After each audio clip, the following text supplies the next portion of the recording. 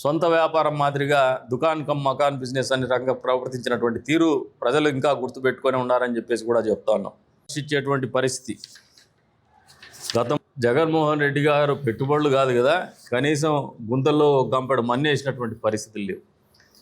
ఈ రోజున ప్రజలందరికీ కూడా సవినయంగా తెలియజేస్తున్నాం, ఈ ప్రభుత్వం ఒక మంచి ప్రభుత్వం. ఈ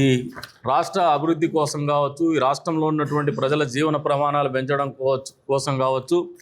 యువతకు ఉద్యోగాల రూపకల్పన చేసేటువంటి పరిస్థితుల్లోకి కావచ్చు, నిరుద్యోగులను ఆదుకోవాలని ఒక తపనతో కావచ్చు, విద్యార్థులకు అండదండగా ఉండాలనే ఆలోచనతో కావచ్చు, మొన్నటికి మొన్న ఫీజు రీఇంబర్స్మెంట్ 100% చేసినటువంటి పరిస్థితులు కావచ్చు, గతంలో తల్లికి వందనం కావచ్చు,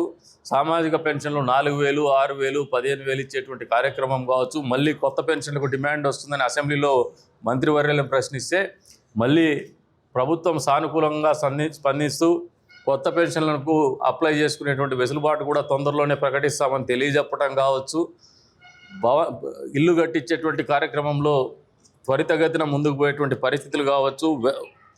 ఆదరణకు నొచ్చుకొని పూర్తి కానటువంటి టిట్కో హౌసింగ్ని